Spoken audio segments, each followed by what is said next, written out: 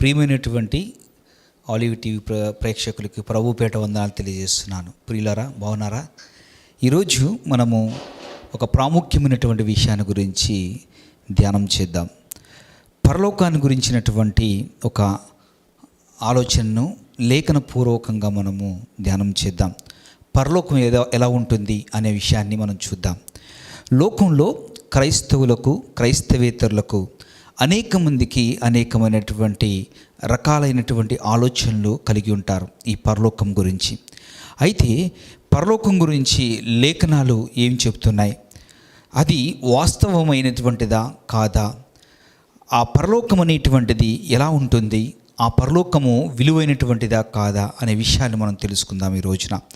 చూడండి, చాలామందికి క్రైస్తవేతరులకు, చాలామందికి మరి దేవుణ్ణి నమ్మిన వారికి, నమ్మనటువంటి వారికి కూడా ఈ పరలోకం అంటే ఒక ఊహాజనితమైనటువంటి ప్రదేశము లేదా ఊహాజనితమైనటువంటి ఒక ప్రపంచము అని దాన్ని చాలా తేలికగా దాన్ని కొట్టిపారేసేటువంటి వారు లేకపోలేదు.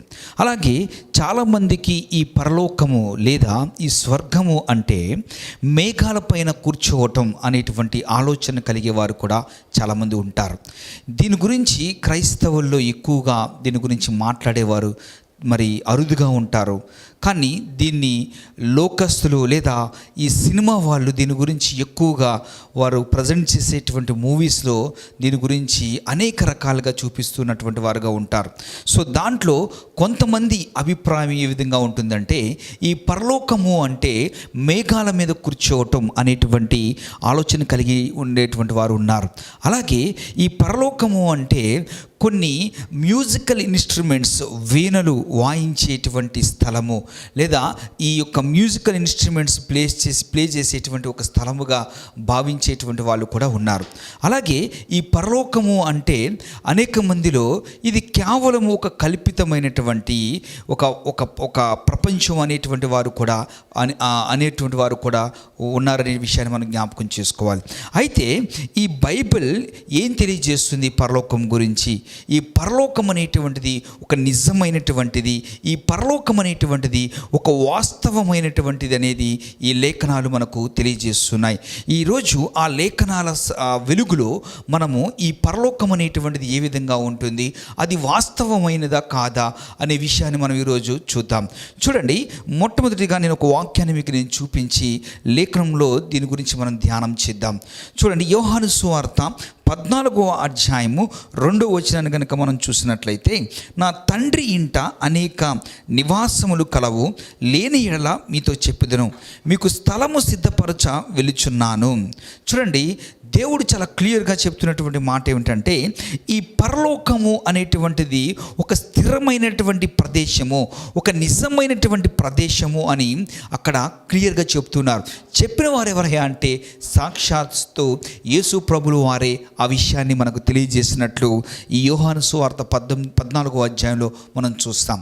చూడండి, ఈ యొక్క పరలోకం అనేటువంటిది ఒక ఊహాజనితమైనటువంటి ప్రపంచమో లేకపోతే ఒక మనుషులు కల్పించినటువంటి ఒక కల్పితమో కాదు, కానీ ఇది వాస్తవమైనటువంటి ఒక ప్రదేశము అనే విషయాన్ని మనము లేఖనాల ద్వారా తెలుసుకోవచ్చు. అయితే ఈ పరలోకాన్ని గురించినటువంటి మరొక రిఫరెన్స్ని, మనకు ఆశ్చర్యం కలిగించేటువంటి దాన్ని మీకు నేను తెలియజేస్తాను. బైబిల్లో మరి ముఖ్యంగా మనం ఇంగ్లీష్ బైబిల్లో చూస్తే హెవెన్ అనేటువంటి మాట మనకు కనబడుతుంది. మనకు 2వ కొరింథీయులకు రాసిన పత్రిక 12వ అధ్యాయంలో అపోస్తలుడైనటువంటి పౌలు తన జీవితంలో తనకు కలిగినటువంటి ఒక గొప్ప దర్శనంలో ఆయన ప్రస్తావిస్తూ చెప్పినటువంటి మాటలో 3వ ఆకాశము అని అక్కడ తెలియజేశాడు. ఈ 3వ ఆకాశము లేక ఈ యొక్క పరదేశి, ఆ రెండు కూడా ఒకటే అర్థాన్ని సూచిస్తుందని మనం అర్థం చేసుకోవాలి. ఫర్ ఎగ్జాంపుల్ మీకు ఒక ఉదాహరణ నేను తెలియజేస్తాను. ఫర్ ఎగ్జాంపుల్, మనం గనక లండన్ లేదా యూకేలో ఉన్నటువంటి ఆ ఎలిజబెత్ మహారాణి యొక్క మరి ఆ యొక్క అంతఃపురాన్ని మనం గనక ప్యాలెస్ని గనక మనం చూసినట్లయితే వచ్చిన తర్వాత ఎవరైనా వ్యక్తి మనం అడిగినప్పుడు మనం రెండు రకాలుగా చెప్పచ్చు. ఏమని చెప్పచ్చు అంటే, పలానా ప్రాంతంలో పలానా యునైటెడ్ కింగ్డమ్లో ఉన్నటువంటి ఆ ఎలిజబెత్ లేదా వారి యొక్క మరి ఆ తరం వారి యొక్క బంధువులు ఉన్నటువంటి ఆ ప్యాలెస్ అక్కడ ఉన్నది అని, అంటే అక్కడ స్థలాన్ని సూచిస్తుంది. అలాగే అది మన కన్నులకు మనకు చాలా అద్భుతమైనటువంటి అది ప్రాంతము అని కూడా తెలియజేయచ్చు. అలాగే ఇక్కడ కూడా మనం చూస్తున్నట్లయితే ఇక్కడ అపోస్తలుడైనటువంటి పౌలు 2 కొరింథీయులకు రాసినటువంటి పత్రిక 12వ అధ్యాయంలో చాలా స్పష్టంగా తెలియజేస్తున్నటువంటి మాట ఏంటంటే, 3వ ఆకాశము అని తెలియజేస్తున్నాడు. అంత మాత్రమే కాదు, దానిని ఆయన ఏమంటున్నాడంటే పరదేశి అని కూడా వాడుతున్నాడు. బైబిల్లో మరి పర్యాయ పదాలుగా వాటిని వాడినట్లుగా మనం చూస్తాం. ఏమిటి ఈ 3వ ఆకాశము అంటే, లేదా ఈ థర్డ్ హెవెన్ అంటే ఏమిటి అని మనం ఆలోచన చేసినట్లయితే, అంటే ఈ 3వ ఆకాశానికంటే ముందు 2 ఆకాశాలు ఉన్నాయని మన విషయాన్ని మనం గమనించాలి. చూడండి, మొట్టమొదటి ఈ యొక్క ఆకాశము లేదా మొట్టమొదటి ఈ యొక్క ఆకాశం అనేటువంటి దాన్ని మనం చూసినట్లయితే మత్తయి సువార్త 6వ అధ్యాయం 26వ వచనంలో చూస్తే అక్కడ ఒక మాట తెలియచేయబడింది. చూడండి, ఆకాశ పక్షులను చూడుడి, అవి విత్తవు, కోయువు, కొట్లలో కూర్చబడవు అని రాయబడింది. ఆకాశ పక్షులు. మన ఇంగ్లీష్ బైబిల్లో చూస్తే the birds of the air అని రాయబడింది. అంటే ఆకాశంలో ఎగిరేటువంటి ఆ యొక్క పక్షులు ఉన్నటువంటి ఆ ప్రదేశ స్థానాన్ని మనం ఏమంటామంటే మరి ఆ మొదటి ఆకాశము అంటాము. అంటే మనుషులకు కంటికి కనపడేటువంటి ఆకాశము, పక్షులు ఎగిరేటువంటి ఆకాశము, అలాగే మేఘాలు ఉండేటువంటి ఆకాశము, వర్షం పడేటువంటి ఆ ఆకాశాన్ని, దీన్నే మనము మొదటి ఆకాశము అని కూడా అంటాము. ఇంకా సింపుల్గా చెప్పాలంటే ఎర్త్స్ అట్మాస్ఫియర్ అని కూడా మనం అనొచ్చు. ఇది మొదటి ఆకాశము. 2వ ఆకాశాన్ని గురించి కూడా మనం చూసినట్లయితే లేఖనాల్లో ఉన్నటువంటి విషయాన్ని మీకు నేను చూపిస్తాను. మరి కీర్తనలు 19వ అధ్యాయం 1వ వచనం నుంచి చూస్తే, ఆకాశములు దేవుని మహిమను వివరించుచున్నవి, ఆకాశ విస్తారము ఆయన చేతి పనిని ప్రచురించుచున్నవి. అక్కడ మనం చూసినట్లయితే ఇది 2వ ఆకాశంగా మనం చూడొచ్చు. ఈ 2వ ఆకాశం ఏమిటాయంటే నక్షత్ర మండలము. నక్షత్ర మండలము జనరల్గా మనం ఏదన్నా వేరొక కంట్రీ వెళ్తున్నప్పుడు, మనం ఫ్లైట్లో వెళ్ళినప్పుడు మనము ఈ యొక్క మొదటి ఆకాశ అనుభూతిని మనం పొందవచ్చు. ఆ మేఘాల కంటే కొంచెం పైనగా లేదా మేఘాల్లో నుంచి మనం వెళ్తున్నటువంటి అనుభవాన్ని మనం పొందుకోవచ్చు. కానీ ఈ 2వ ఏదైతే ఆకాశం ఉందో ఇది మన అందరికీ కలిగేటువంటి అనుభూతి కాదు. కానీ ఈ భూమి మీద కొంతమంది ఈ ఆస్ట్రానజెంట్స్ లేదా కొంతమంది సైంటిస్టులు ఆ ఖగోళ శాస్త్రాన్ని, లేదంటే ఆ యొక్క నాసాలో ఉన్నటువంటి కొంతమంది, ప్రపంచవ్యాప్తంగా ఉన్నటువంటి కొంతమంది సైంటిస్టు వారు ఈ రాకెట్స్ ద్వారా అంతరిక్షంలోకి వెళ్తారు. అదే మనము గ్యాలాక్సీ అని కూడా అంటాము. ఇది 2వ ఆకాశము, అంటే నక్షత్ర మండలము.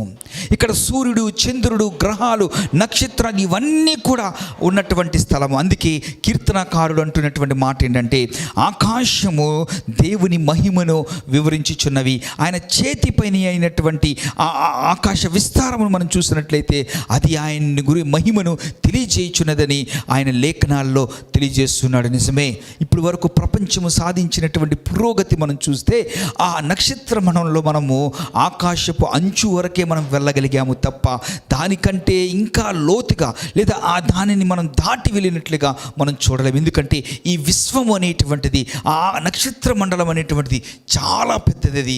అది ఎంత పెద్దదంటే ఒక గ్యాలాక్సీలో మరి కొన్ని వేల లక్షల కోట్ల మరి నక్షత్రాలు, గ్రహాలు, అనేకమైనటువంటి గ్రహ శకలాలన్నిటినీ కలిపితే ఒక గ్యాలాక్సీ అంటాం. అలాంటివి కొన్ని లక్షల కోట్ల లేదా వేల కోట్ల గ్యాలాక్సీలు ఆ యొక్క మరి ఆకాశంలో ఉన్నట్లుగా, ఆ విశ్వంలో ఉన్నట్లుగా మనం చూస్తాము. ఇది 2వ ఆకాశము.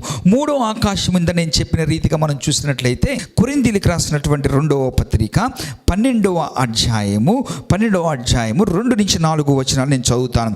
క్రీస్తు యేసునందున్న యొక్క మనుష్యుని నేను ఎరుగుదును, అతడు 14 సంవత్సరముల కిందట 3వ ఆకాశమునకు కొనిపోబడెను. అతడు శరీరముతో కొనిపోబడినో నేను ఎరుగును, శరీరము లేక కొనిపోబడినో నేను ఎరుగుదును, అది దేవునికే తెలియను. అట్టి మనుష్యుని నేను ఎరుగుదును, అతడు పరదేశిలోనికి కొనిపోబడి వచింప సఖ్యము కాని మాటలు వినెను. ఆ మాటలు మనుషులు పలకకూడదు. అతడు శరీరంతో కొనిపోబడినో శరీరము లేక కొనిపోబడినో నెరుగను, అది దేవునికే తెలియను. ఇది 3వ ఆకాశము. అంటే ఈ ఆకాశములో దేవుడున్నాడు. ఈ ఆకాశములో లేదా ఈ పరదేశిలో, ఈ పరలోకములో దేవుడున్నాడు. ఈ పరలోకములో దేవదూతలు ఉన్నారు. ఇక్కడ రక్షింపబడినటువంటి పరిశుద్ధులు ఉన్నారనే విషయాన్ని చాలా క్లియర్గా ఇక్కడ మనం తెలియజేస్తూ ఉన్నాను.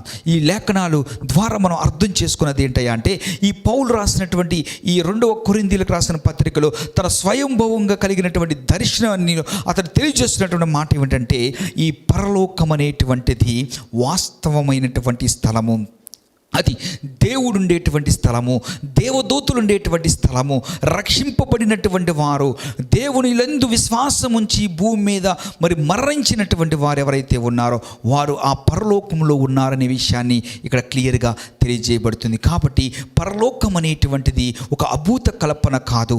పరలోకం అనేటువంటిది మనుషులు కల్పించినటువంటిది కాదు. ఇది ఒక కల్పితమైనటువంటిది కాదు. ఇది వాస్తవమైనటువంటిది, ఇది నిజమైనటువంటిది, ఇది ఒక ప్రదేశం. ఇక్కడ రక్షింపబడినటువంటి వారు, దేవుడు, దేవదూతలు ఉన్నారనే విషయాన్ని మనం గమనించాలి. 3వ ఆకాశమన్నా ఇక్కడ మనం చూసినట్లయితే ఈ కాంటెక్స్ట్ ప్రకారము 3వ ఆకాశమన్నా, పరదేశమన్నా, పరలోకమన్నా ఒకటే. అక్కడ దేవుడు నివసించేటువంటి స్థలం అనే విషయాన్ని మనం అర్థం చేసుకోవాలి. ఇంత నేను మూలవాక్యం చదివించిన రీతిగా యోహాను సువార్త 14వ అధ్యాయం 2వ వచనం ప్రకారం, నేను మీ కొరకు స్థలములను సిద్ధపరచడానికి వెళుతూ ఉన్నాను అని చెప్తున్నాడు. కాబట్టి మన కొరకు అక్కడ శాశ్వతమైనటువంటి వాడబారనటువంటి ఒక మరి స్థలాన్ని మన కొరకు దేవుడు సిద్ధపరుస్తున్నాడు అనేటువంటి విషయాన్ని మనము గుర్తుంచుకోవాలి. చూడండి, ఒక రోజున ఒక చిన్న పిల్లవాడు అడుగుతున్నాడంట తన తండ్రిని. ఆ చిన్నవాడు తన తండ్రిని అడుగుతున్నాడు, ఏమంటే, నాన్న, పరలోకం ఎంత అందంగా ఉంటుంది అని తండ్రిని ప్రశ్నించినప్పుడు ఆ తండ్రి చెప్పినటువంటి ఆన్సర్ ఏమిటంటే, మనకు అత్యంతమైనటువంటి, మనందరికి ఇష్టమైనటువంటి మన యేసు ప్రభు వారు అక్కడ ఉన్నారు గనుక పరలోకము చాలా అందమైనటువంటిదని తెలియజేస్తున్నాడు. అంటే పరలోకములో బంగారు వీధులు ఉన్నాయనో, లేకపోతే దాని యొక్క ద్వారాలు ముత్యములతో అలంకరింపబడినయనో, లేదంటే దాని యొక్క భవనాలని, లేదా అక్కడ ఉన్నటువంటి పరలోకాన్ని అనేకమైనటువంటి వెలగల వస్తువులతో అది అలంకరింపబడినదని దానికి అందము రాలేదు. కానీ అది ఎందుకు అంత అందమైనటువంటి ప్రదేశము, అది ఎందుకు అంత మరి ఆ సుందరమైనటువంటి ప్రదేశము అంటే, అక్కడ మన ప్రభువును, మన రక్షకుడైనటువంటి యేసు ప్రభులు వారు ఉన్నారు అనే విషయాన్ని మనము ఎన్నడూ మర్చిపోకూడదు.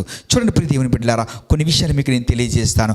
సో మొట్టమొదటి మనం ఏం నేర్చుకున్నాము అంటే, పరలోకం అనేటువంటిది ఒక వాస్తవమైనటువంటి ప్రదేశము. ఇంత నేను చెప్పిన రీతిగా మరొకసారి నేను జ్ఞాపకం చేస్తున్నాను. యోహాను సువార్త 14:2 ప్రకారము అక్కడ దేవుడు చెప్తున్నటువంటి మాట అంటే, అది నిజమైనటువంటి స్థలము. యేసు ప్రభువారు తన ప్రజల కోసం, రక్షించబడినటువంటి తన బిడ్డల కోసం ఆయన సిద్ధం చేస్తున్నటువంటి ఒక స్థలము అనేటువంటి విషయాన్ని మనము ఇక్కడ జ్ఞాపకం చేసుకోవాలి. సో మొట్టమొదటిగా పరలోకం అనేటువంటిది వాస్తవమైనటువంటి ఒక నిజమైనటువంటి ప్రదేశము, ఒక స్థలము అనే విషయాన్ని మనము జ్ఞాపకం చేసుకోవాలి. రెండో విషయాన్ని మనం చూస్తే, పరలోకం ఎందుకు అంత విలువైనటువంటిది అని ఆలోచన చేస్తే, పరలోకం ఎందుకు అంత మనకి ప్రాముఖ్యమైనది అనే విషయాన్ని మనం జ్ఞాపకం చేసుకుంటే, మొట్టమొదటి విషయాన్ని మనం జ్ఞాపకం చేసుకుంటే, హెబ్రీయులకు రాసిన పత్రిక 9:24లో మనం చూస్తే, ఎందుకు ఈ పరలోకము అంత మరి విలువైనటువంటిది, ప్రత్యేకమైనటువంటిది, అది ఎంతైనా ప్రాముఖ్యమైనటువంటిది ఎందుకు అంటున్నామంటే, అక్కడ మన ప్రభువును, మన విమోచకుడు అక్కడ ఉన్నాడు. హెబ్రీయులకు రాసిన పత్రిక 9:24 ప్రకారం మనం చూస్తే, క్రీస్తు నిజమైన పరిశుద్ధ స్థలమునకు ప్రతిరూపమైనటువంటి చేతులతో చేసిన పరిశుద్ధ స్థలములో ప్రవేశింపలేదు. మన కొరకు దేవుని సన్నిధిలో ఇప్పుడు కనబడుటకై పరలోకమునకే ప్రవేశించెను. సో దేవుడు ఎక్కడికి ప్రవేశించాడు అంటే, ఆయన పరలోకానికి ప్రవేశించాడు. ఆయన పరలోకంలో ఉన్నాడు. మనుషుల చేతులతో కట్టినటువంటిది కాకుండా దేవుడు అక్కడ నివసిస్తున్నాడనేటువంటి విషయాన్ని మనం జ్ఞాపకం చేసుకోవాలి. ఎందుకు ఈ పరలోకము విలువైందంటే, మొట్టమొదటి రీజన్, ద మోస్ట్ ప్రయారిటీ ఏంటంటే, లేదా అన్నిటికంటే ప్రాముఖ్యమైనటువంటి విషయం ఏమిటంటే, అక్కడ యేసు ప్రభు వారు ఉన్నారు. అక్కడ మన విమోచకుడు అనేటువంటి వాడు ఆయన ఉన్నాడు.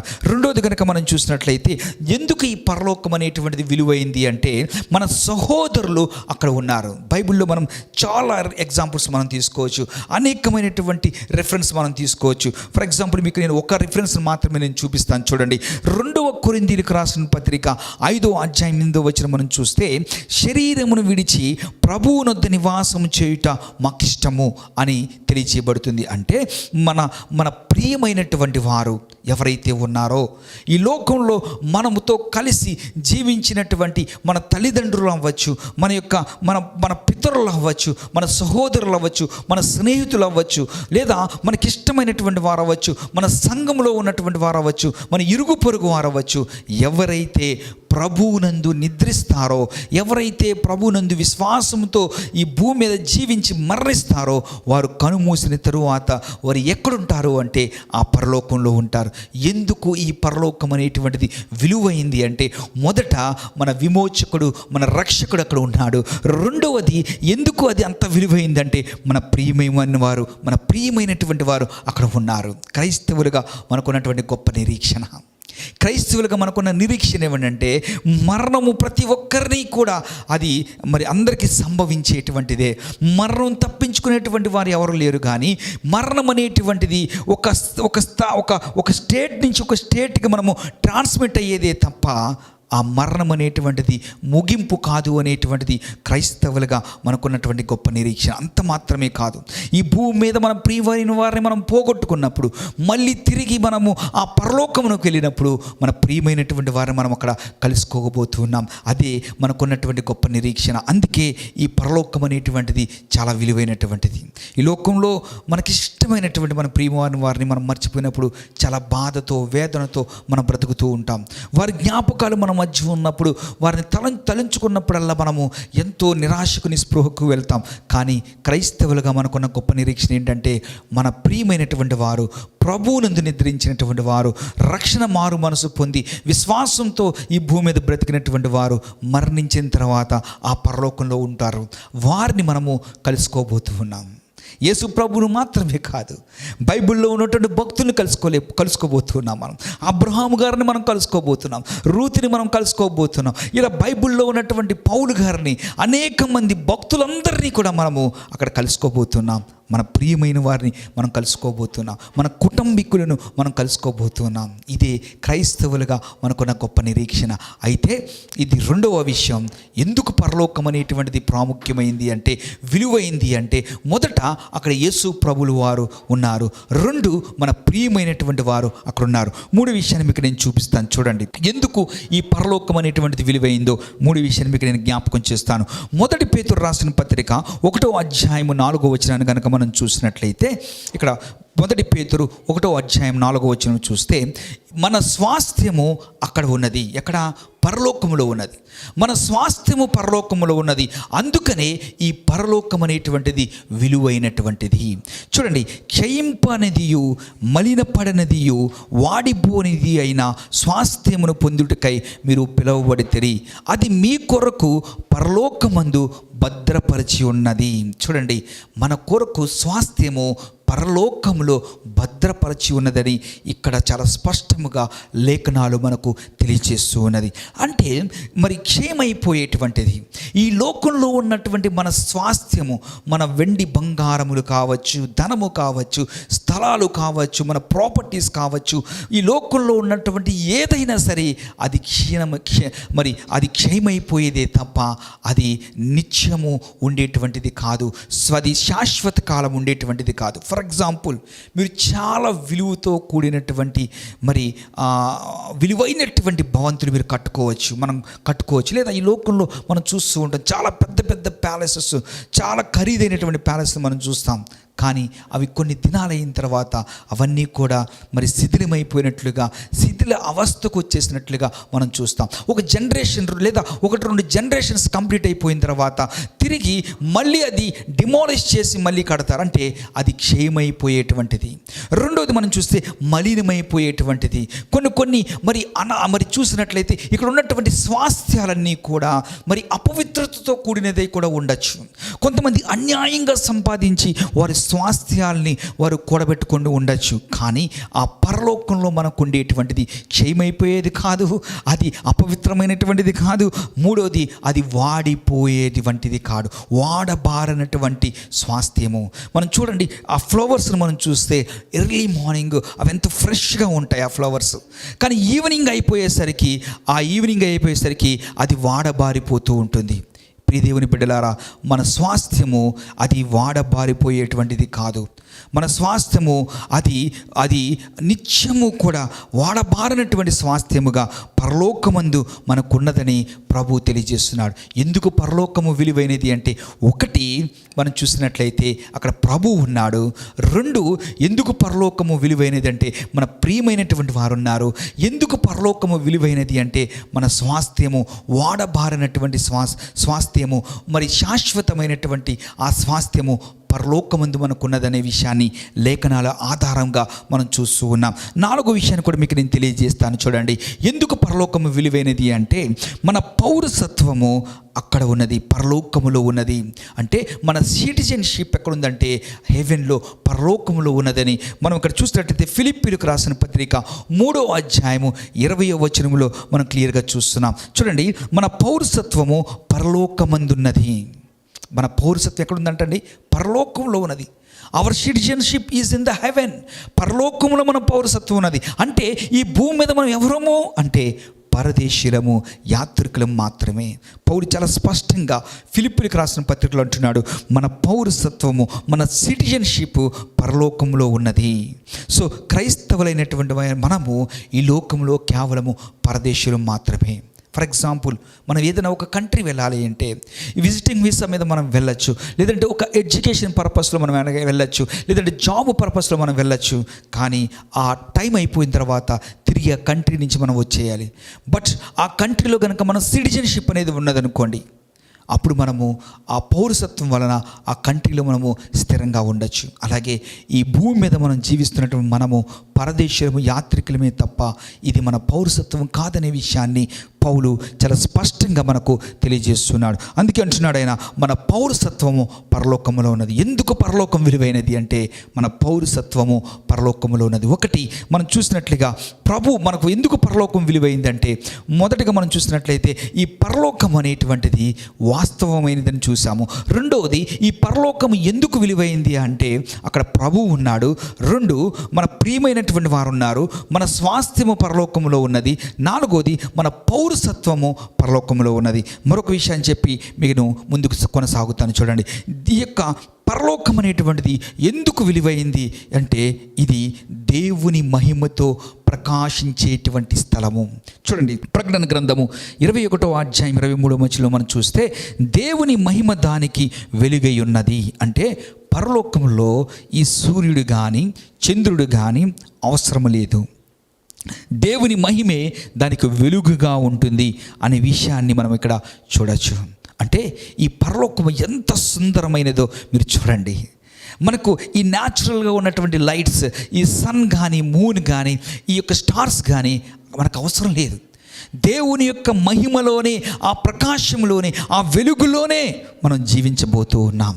How beautiful it is. అది ప్రకాశించేటువంటి స్థలం అది. అంత మాత్రమే కాదు, ఈ ప్రకటన గ్రంథం 21వ అధ్యాయం 18వ వచనం నుండి 21వ వచనం వరకు చూస్తే మనకు అక్కడ చూడండి, వీధులు స్వచ్ఛమైన బంగారముతో చేయబడ్డాయి, గవినిలు ముత్యాలతో నిర్మించబడ్డాయి, పునాదులు అమూల్యమైన రత్నములతో అలంకరించబడ్డాయి. చూడండి, ఇన్ జనరల్గా మనం అప్పుడప్పుడు మన కొత్తగా గృహాలు కట్టుకున్నప్పుడు ఆ ఇంటిని డెకరేట్ చేస్తూ ఉంటాం.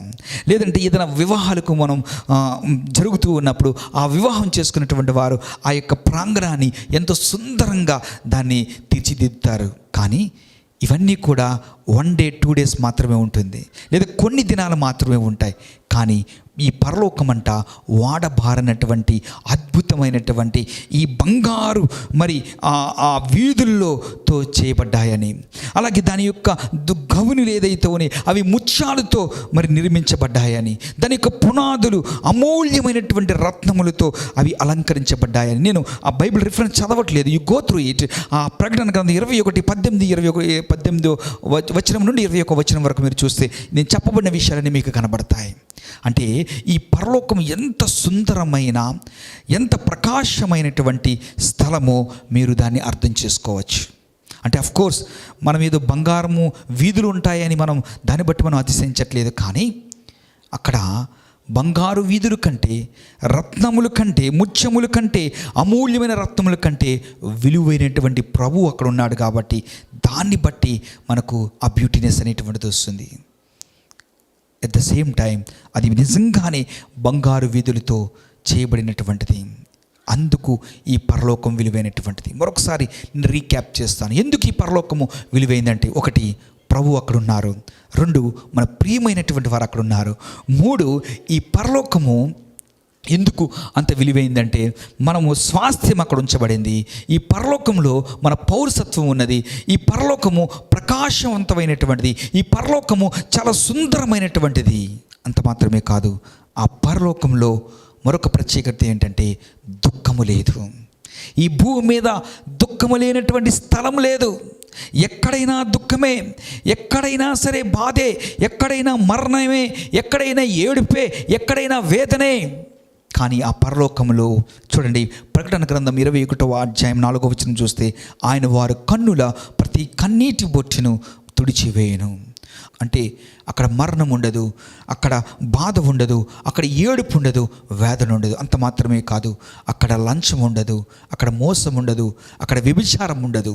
అది పవిత్రమైనటువంటి స్థలము. ఎందుకంటే పరలోకము ఎందుకు అంత విలువైందంటే, అది పవిత్రమైన ప్రదేశము, ప్రభు ఉండేటువంటి ప్రదేశము, మన ప్రియమైనటువంటి వారు ఉండేటువంటి ప్రదేశం, వాడబారని స్వాస్థ్యం ఉండేటువంటి ప్రదేశము, అది మన పౌరసత్వంతో ఉన్నటువంటి ప్రదేశము, అది అందమైనటువంటి ప్రదేశము, దేవుని మహిమతో, దేవుని వెలుగుతో నింపబడినటువంటి ప్రదేశము. అంత మాత్రమే కాదు, బంగారు వీధులతో ఉన్నటువంటి అందమైనటువంటి ప్రదేశము. అంత మాత్రమే కాదు, అక్కడ దుఃఖం లేనటువంటి ప్రదేశము, అలాగే అక్కడ పరిశుద్ధమైనటువంటి ప్రదేశము. ఇది పరలోకము యొక్క గొప్పతనము. అపహసించినారయ్యా నా కన్నవారిని నే కోల్పోయినా, నా స్వంత జనులే నన్ను నిందించిన, కన్నీటిని తుడిచి కౌగిలించినావు, కృప చూపి నన్ను రక్షించినావు, కన్నీటిని తుడిచి కౌగిలించినావు, కృప చూపి నన్ను రక్షించినావు, నన్ను నడిపించునా యేసయ్యా, నాకు తోడైయుండునా ప్రభువా, నన్ను నడిపించునా యేసయ్యా, నాకు తోడైయుండునా ప్రభువా, నీ కృపలేనిదే బ్రతుకలేనయ్యా, నా వేదనలో నా బాధలో నే కృంగిన వేళలో